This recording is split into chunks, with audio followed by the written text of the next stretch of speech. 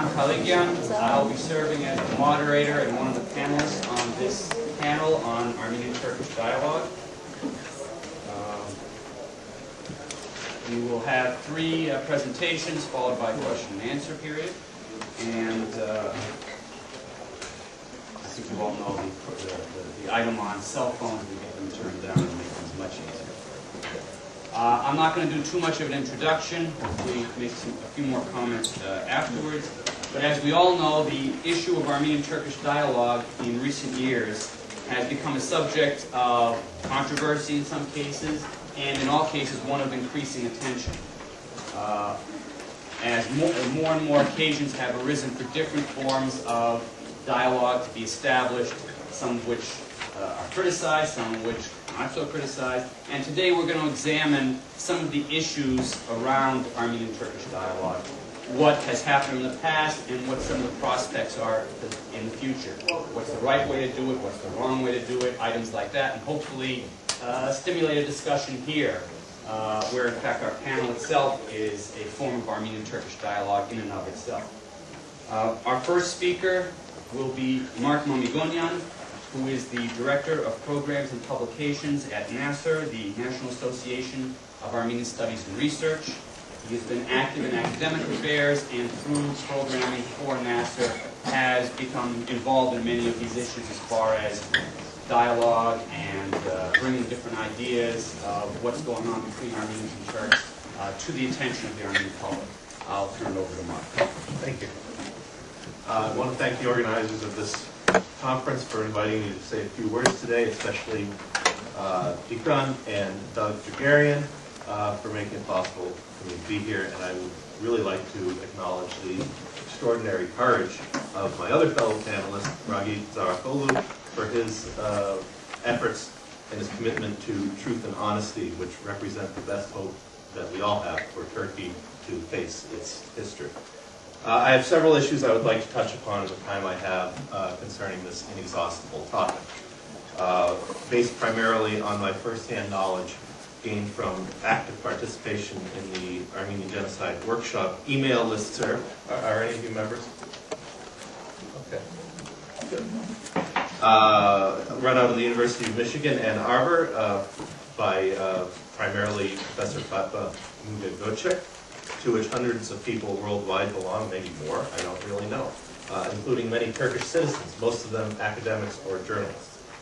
In addition, as Dikran said, in connection with my work at NASR, I've come into contact with many people in the forefront of Turkish-Armenian dialogue, and we've had several programs on this, various aspects of this, which people have tremendous interest in the community. Over the past several years, I've seen the perception of these efforts at dialogue change from one of almost total distrust, I think, to one of at least less than total distrust. This may not sound like much, but I think it is actually quite a substantial change. In connection with this, I've witnessed and myself experienced a sea change in the perceptions of Turks among Armenians as a result of the pioneering efforts of people like Mr. Zarakolu and scholars such as Taner Akcan, Muga Gocek, Halil Berktay, Elif Shafak, and numerous others. It's remarkable to me at this point that the intentions of these people are still questioned by some people, although I think not by many at this point. If these folks are spies or embedded Turks, they are very convincing. Now, it may be that their interest is in creating a better Turkey, one which is honest about its past, including the Armenian genocide. In short, that they are Turkish patriots in the best possible sense of that word. But the net effect of their efforts has been to banish, permanently I hope, the notion that we are facing an implacable conflict with Armenians on one side and Turks on the other, and an unbridgeable gulf in between. I myself certainly used to say the Turks think, or the Turks are doing that, or the Turks deny. This is no longer operable because courageous Turks, even if they are a minority, have rendered it inoperable. We should not speak of all Turks as if they were all deniers. We should say the Turkish state or Turkish denialists, and we know full well that not all denialists are Turks, and that not all Turks are denialists. Of course, the conference held last fall in Istanbul, which was open only to those who do not support the state-sponsored line, I think had a tremendous impact in the Armenian community as well, and really was a kind of beacon of hope for some people. But note that I'm talking here mostly about activity within the academic world. It would be naive to suppose that the academic realm is either the only one that counts or even the primary one that counts. There are at least three intersecting and occasionally conflicting realms that I see. The academic, the governmental, and the grassroots activist. Two of the three, I think, are represented on this panel today, but the governmental is largely absent. Maybe Abdullah Gül or Erdogan were invited, but were unable to attend. I do not know. Ultimately, change in Turkish society, whether we are talking about a more open and just Turkey that accepts its past, or about genocide recognition or reparations of some kind, this will come as a result of activity from all three of these realms, the academic, the grassroots, the governmental. But in the Turkey of today, at least, the political powers that be are not necessarily a reflection of those other two realms, unlike, of course, in this country. The potential, that was a joke. The potential lever of entry into the European Union may be what moves the government of Turkey closer to democracy. We shall see. Well, if I'm invited to speak at the Armenians in the Right conference, I will delete that joke. Which no one laughed at anyway. In the meantime, however, there is confusion. The government of Turkey allowed the landmark 2005 Istanbul conference to take place after it had allowed a climate of fear and paranoia to reign for some time. Great pronouncements were made by Prime Minister Erdogan that Turkey welcomes an open and frank discussion. One of the liberal Turkish scholars who was among the organizers of the conference went so far as to declare that the conference proved that the Armenian issue is no longer taboo in Turkey. Quite an achievement for one conference. I hope the organizers of this conference have more modest goals. Meanwhile, of course, the state-sponsored denial machine has been in overdrive for the past year and more. I'm not saying that this is the case, but one could certainly see why there are those who believe that the government is using these liberal Turkish scholars as pawns, allowing them to hold their little conferences while the denial becomes more and more intense. This may be so. But it may also be that the government, in so doing, is playing with fire. It will not ultimately be able to contain. Because ideas, once set loose in the marketplace, in the public marketplace, are difficult to contain again. That's a very mixed metaphor, but I trust you to see my point.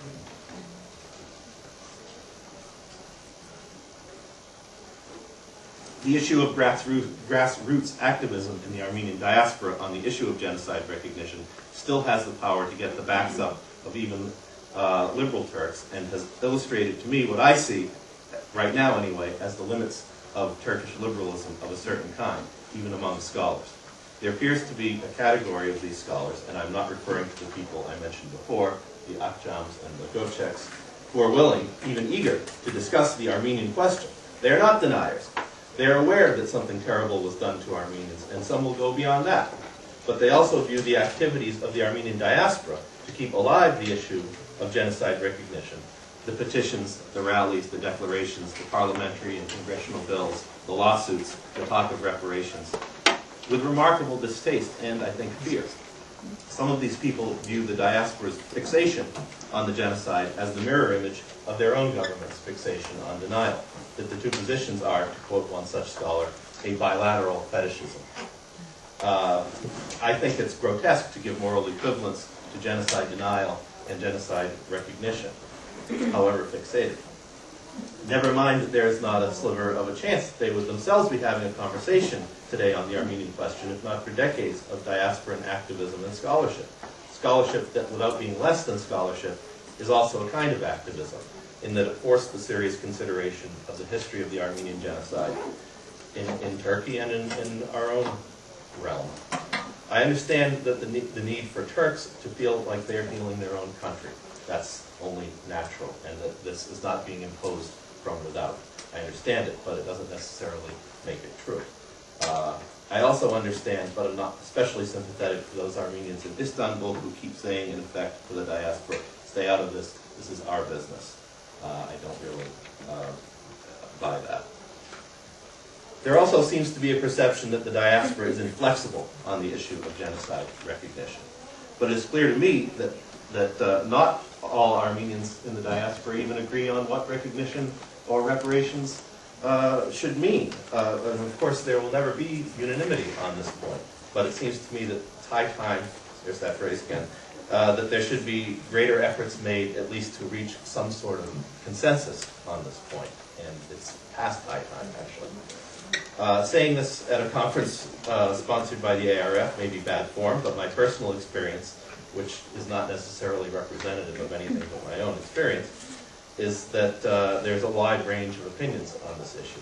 I do not have my suitcases packed in anticipation of imminent return to Carpe Veritas, which at any rate no longer exists, or any of the other places my ancestors hailed from.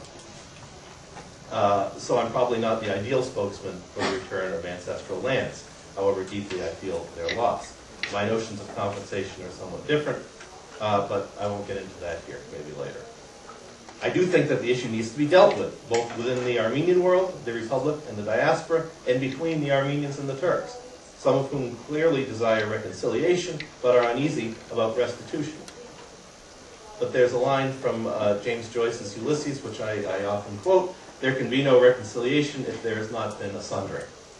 That sundering was the Armenian genocide, and the elimination of the Armenians from their lands and the confiscation of their properties. Any reconciliation must somehow address these things that caused the sundering. Connected with all this, there is a discussion that has certainly played out at some great length in the Armenian Genocide Workshop listserv, and that is whether it is necessary to insist on the use of the word genocide. The major argument against using what is euphemistically and I think rather annoyingly called the G word is that it is so loaded a term for most Turks that it cancels the possibility of further discussion and forces them to retreat into a shell of nationalistic defensiveness. There may be some truth in this.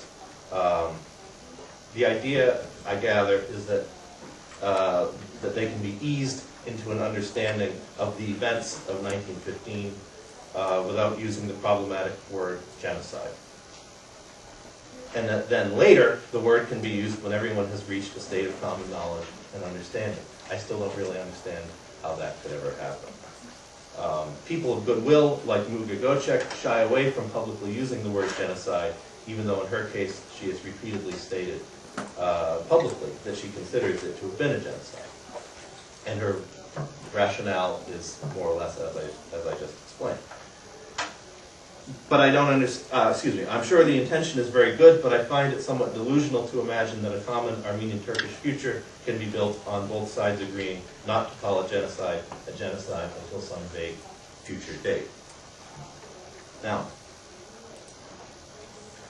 having said all that, I don't want to convey an unnecessarily negative impression of the listserv. It is always more interesting, I guess, to be critical and a little dull to go on and on about how good things are and how interesting they are. But in fact, they are very good and very interesting. The levels of frankness, civility, insight, and general collegiality on the listserv are consistently and refreshingly high, I find. I learn a lot greatly, and I benefit from the exchanges on there. The past week has seen some especially irritating discussions, and that may be coloring my comments today a little bit. Of course, Turkish citizens living in Turkey, and there are many on the genocide listserv, have a practical reason for not using the word genocide, and that is the fear that they will end up in court. And it would be incredibly naive to suppose that the listserv's postings are not being read by those in power in Ankara. I think you sometimes get lulled into the belief that our emails are just being read by the people we're sending them to. That's a different conference, but anyway. This leads me to one of the more interesting byproducts of the increased dialogue and openness that have prevailed in recent years, and that is the simultaneous ramping up of the official denial. How much time do I have? Okay, 36 minutes? Okay. I'm tempted to call this a disconnect between the growing openness of the people and the closed-mindedness of the government, but I think actually, of course, there is a direct connection. The more the issue is discussed in Turkey, the more strides are made in the international recognition of the Armenian genocide, the more intense the government's denial campaign becomes. Recall that a little over a year ago, Mehmet Ali Biran warned of the, quote, Armenian tsunami, and urged Turkey to go on the offensive, and so they have. The Turkish Foreign Ministry announced in March 2005 that it will develop a strategy against Armenian allegations. Shortly after that, began a spectacularly unsuccessful campaign to undermine the credibility of the Bryce Toynbee Blue Book. Threats were made against nations that passed genocide recognition resolutions. Erdogan called Armenian allegations lies. Turkey proposed a joint commission with Armenia to investigate Armenian allegations. The Turkish Historical Society President Yusuf Halatoglu produced newly discovered documents that proved that Armenians massacred 523,955 Turks. Ish. The Ankara Chamber of Commerce produced a remarkable propaganda DVD that was distributed by Time magazine in Europe. Designated denier Günter Levy published the Armenian massacres in the Ottoman Empire, a disputed genocide, and the Assembly of Turkish American Associations brought a lawsuit against the Commonwealth of Massachusetts to place genocide denial materials in the Massachusetts curriculum. It's been a busy year. If your business is denial, business is good. All at the same time that there is an opening up going on. So they're happening at the same time. Whether this increased openness going along with the increased desperation of the government will create some kind of rupture that will just blow the whole thing apart or actually lead to a retrenchment, I don't know. We're just going to have to see how that one plays out. Okay, I'd like to conclude on a rather different note, since I'm here representing an organization devoted to Armenian studies, and because we are planning on a much smaller scale a symposium in September on the subject, the subject of the impact of Turkish-Armenian dialogue on the future direction of Armenian studies itself. I think that this increased dialogue and recognition, hopefully, may indeed have an impact on the field of Armenian studies. The potential for total access, real total access to Turkish archives, genuine collaboration with Turkish scholars and institutions in Turkey, the proper restoration and attribution of Armenian monuments in Turkey, archaeological projects in former Armenian sites in Turkey, and perhaps most of all, the freeing of Armenian scholars, historians at least, not just historians, from the constant burden of having to prove something over and over again may, I think, have a transformative effect on how we view our own history and culture and how we are able to go about pursuing these subjects. This, at least, certainly is my hope, and I will leave it right there. Thank you.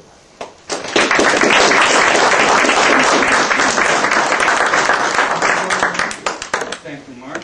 Appreciate the comments and the presentation, and to the point, and meeting your time deadline. So, always appreciated by all, Especially the last one. Our next speaker is Rav Zarapoglu, who is a publisher from Turkey who has long faced legal harassment for publishing books that the Turkish government does not like, especially books about minorities, Armenians and Kurds, and human rights in Turkey. He's published several books on the Armenian genocide, including books by Bahattin Dadrian, Peter Balakian, Yves Ternon, Giray Chalyan, the list goes on. And for this has repeatedly faced criminal charges. In fact, in 1971, the military government in Turkey convicted him of working with an international communist organization and imprisoned him for 3 years. By the way, the international communist organization he was accused of working with is named Amnesty International. The Belga Publishing House was established in 1977 in Istanbul by Mr. Zarapoglu and his wife, of that time, Aysen Nur, and has been a focus for Turkish censorship laws ever since. In fact, in 1995, the Belga Publishing House offices were firebombed by an extremist rightist group. And since they've had to do their publishing out of the basement of the building. He has long been an advocate for human rights and for free speech in Turkey, and as you can tell from his publishing record, has repeatedly spoken out on Armenian issues, and I believe he's an ideal participant to discuss the issues of Armenian-Turkish dialogue. Mr. Zarapoglu.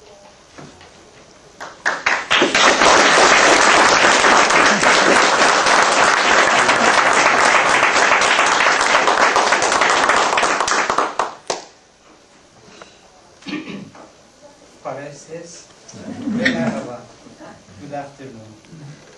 I am very pleased to be here. Thank you for inviting me.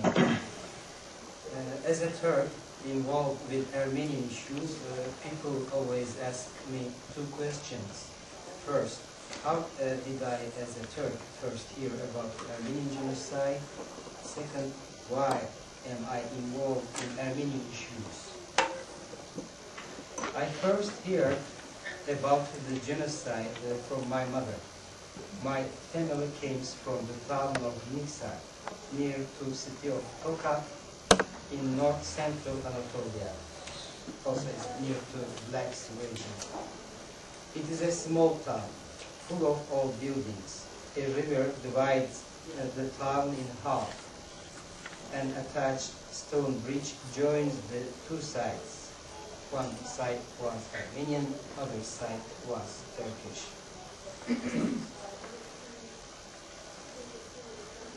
When I was 7 or 8 years old, my mother told me her memories as a small child of the events of 1915. It was a terrible time, a time of epidemics and deaths. She remembered a time when there was shouting in the streets, people crying and screaming. My grandmother kept the children inside. My mother remembered crying also. Inside, the children were crying in fear, the women crying in sorrow. She asked her mother what was happening. Her mother said, "They are taking the Armenians away." That was how I first heard about the genocide. But why did I become involved in Armenian issues? I'll explain a little later.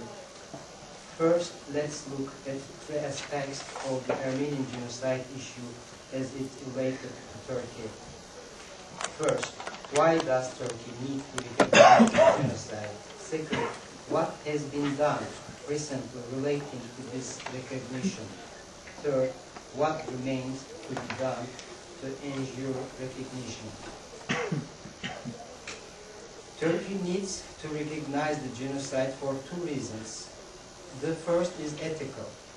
The second is political. The ethical reasons are the most obvious. I can say a crime was committed against humanity. Armenian genocide was a crime against humanity. It was a crime committed by Ottoman Turkish state against part of their own population, own citizens. To deny it is an insult to the memory of those who died and to those who survived. To deny it poisons, with the words of Grant, poison. To deny it poisons each generation, not just the Armenians, but also the Turks who take part in denial. For Turkey to deny the genocide, to get away with denying, it creates an unspoken threat. Look what happened to the Armenians. We did it to them. We weren't held accountable.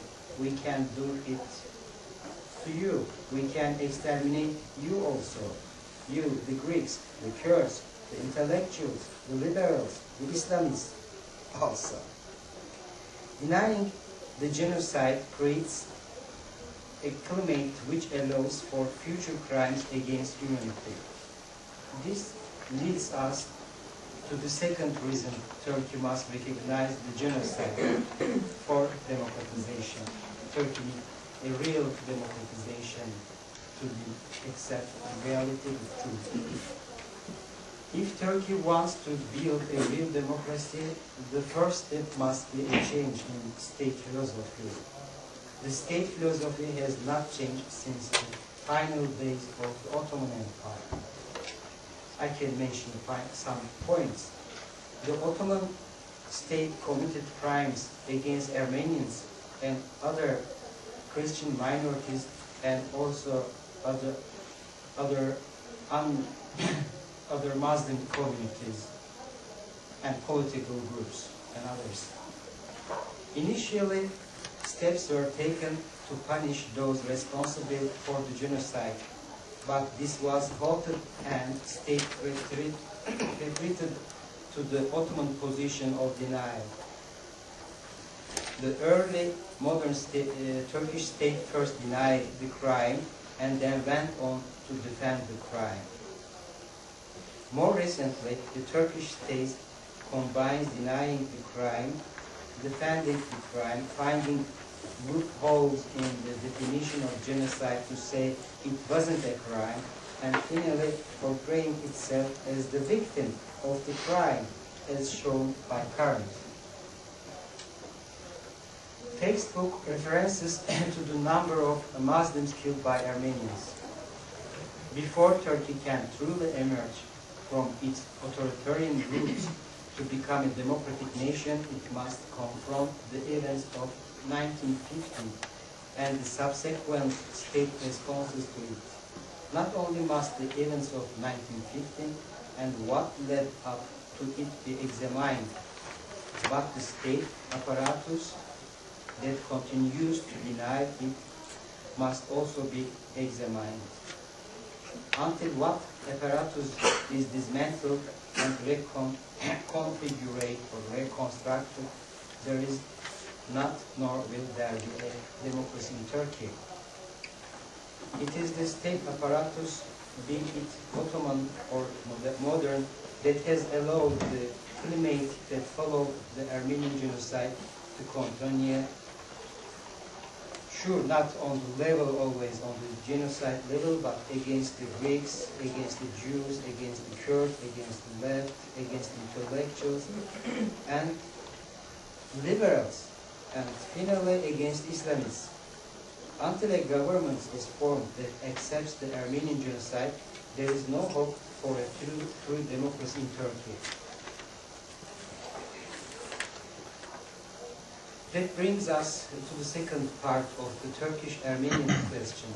What has been done recently? When did genocide begin to be discussed? First, I accept as a part of Turkish-Armenian dialogue from Turkish side to publish the books about reality.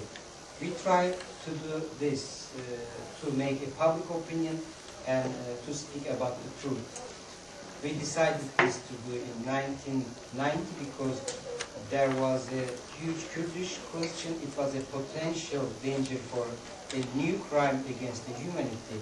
Also, there was a very fresh new genocide developed in Bosnia and later in Rwanda. Why we decided to do this? We were also human rights activist and founder of the founder of Turkish human rights movement. And we finished our translation and edited the work in nearly 2 years, and we published the first book, the history of Armenian genocide by French scholar Yves Hernon. Later, we went on with a book by Vakim Dadria. The discussion on that level was between the state and a little publishing house supporting human rights. And the forum was the court. We were accused by the state, but we made the defense and we said, j'accusais. We accused them because of the crimes against the humanity. And that time there was total silence in Turkish press. But there was great interest outside of Turkey. So the Armenian side were open to separate dialogue. And there was no support from Turkish intellectuals. It's a very new way, isn't it? In 1994, as a director of the Human Rights Association in Turkey, I made a common meeting with International Human Rights Federation based in Paris. It is an organization, a history more than 100 years. And discussion was again about, not about Turkey, but about Armenian genocide. And they asked me, what, we are very respectful to your organization, their efforts for human rights abuses, for Kurdish rights, minority rights, and other work. But what are you thinking of about Armenian genocide? It's important to us, it's a criteria for you to be a real human rights supporter.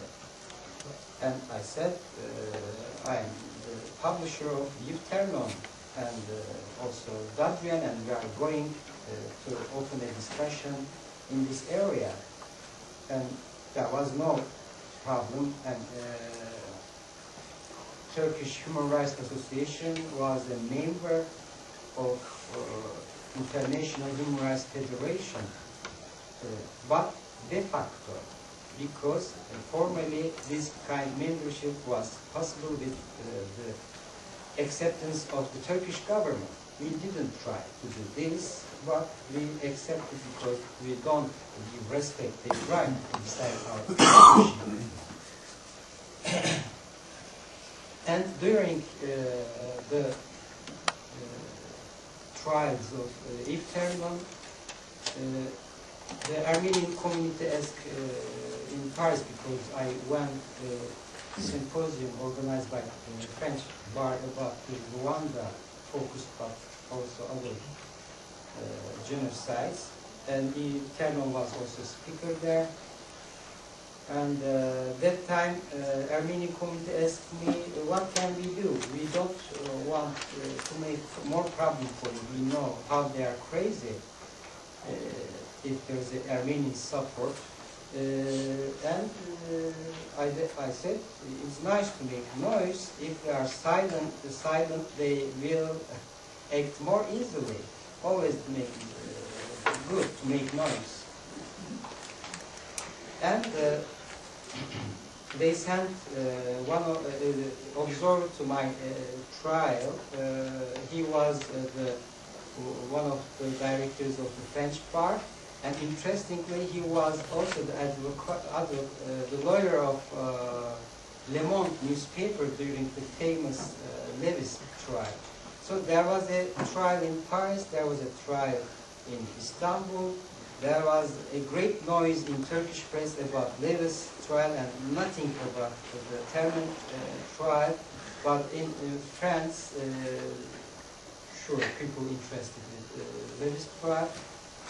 At the end, because of the Istanbul trial, the court decided to give a symbolic fine to Le Monde because of the article of Levis, because the publisher, Ayşe Nur, had 2 years in prison because she dared to open a discussion about Armenian genocide and a real dialogue with Armenians.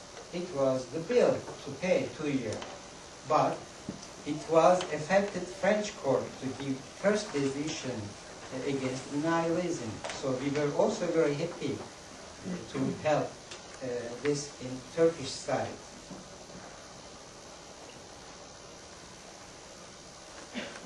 And the Armenian community began to invite me for the conferences in France, in Germany, because a real dialogue could be begin on a real base.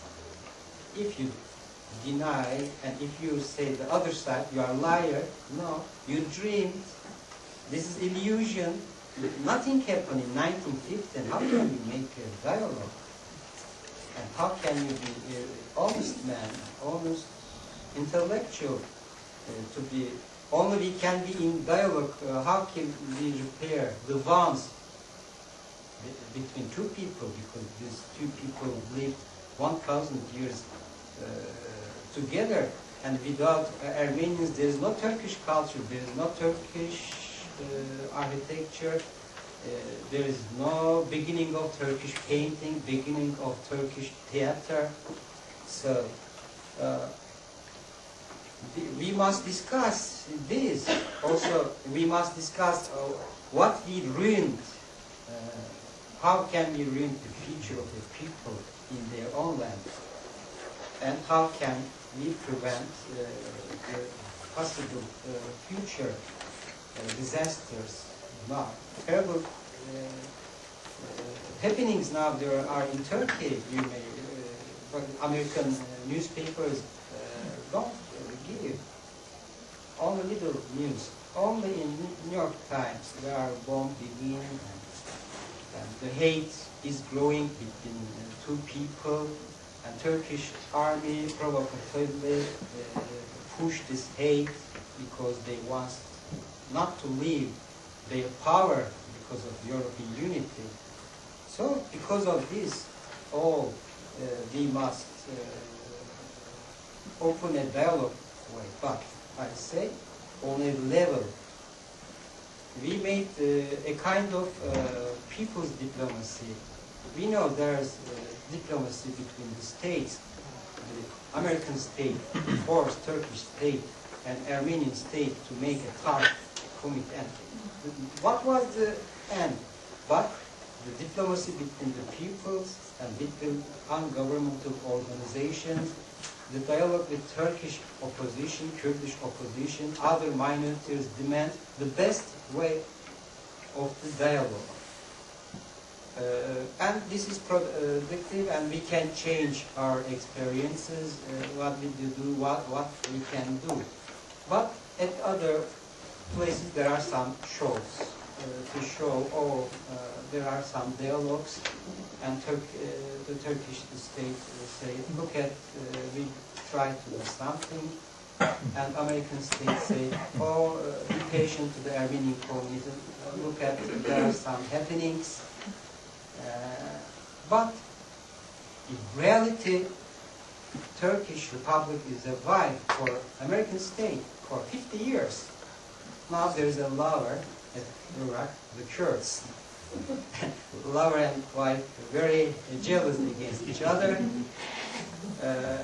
So the United States again managed better the relation to force Turkey to be independent and to show the Kurds the danger. What is like just what happened to the Armenians, what happened to Armenians in relation with the big powers. Before I came here, the topic was very interesting for me, the left and the Armenians. And I remember John Reed, he is an American writer. He was a founder of the American Communist Party. And he was in Baku Commune. And first he mentioned what happened to Armenians in a left conference. And what happened to him? They didn't give permission to speak him. We know there is a speech because they put on the documents, behind the documents, because Enver himself was in the conference, Baku conference. And that time, John Reed don't believe the great powers also. They are lying. They did not do anything for Armenian sufferings. And at the most critical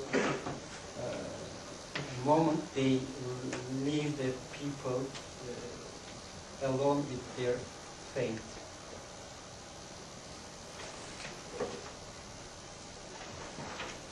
But Turkish states in a great afraid against the truth. We made limited things, but it opened a gate by publishing, because sure our books weren't bestseller, but for example, 5,000 copies of Pernon, 7,000 copies of Musada, and Dadrian 5,000 copies. And like samizdat, they were photocopied, and many people read this. First, we affected by this dialogue way the human rights activists, because they need what happened. So this story was very similar with the actual problems, and people begin to understand it was a beginning point of the state cruelty. Oppressive state, totalitarian state heritage is 1915. And the Turkish left had problems always with the Turkish state exterminism. It was very fresh memory. More than 500,000 people arrested during 5-year period of military government in 1980. So they were very open to listen. The liberals has problems with authoritarian states, and they were more open to. So we must produce them documents, researches, books, so to make a refreshment in the consciousness. But with great afraid Turkish state, and during 1999, a nationalist government take the power, the Turkish Fascist Party MHP, and the left nationalist party, the Ecevit's party, made a coalition government, and they made some regulations. And these regulations are going on with this government also, because they became state policy and state institutions. Last year was 90 years. We wanted to do, it was important to do in Istanbul this time, not only outside. The Human Rights Association made a press declaration, and they made a little march, no more new genocide. They would like to give flowers to the Armenian main church, but because of the provocation of the Turkish fascists, they cancelled it because of this action. They made some bad things against the community. We stopped that. But we organized a press conference with this book, left art review accepted to distribute this without money, 5,000 copies with the review, and we made this documentation on the base to be righteous, to be honest against cruelty, and we gave some examples of the Turkish examples who wrote articles in 1990.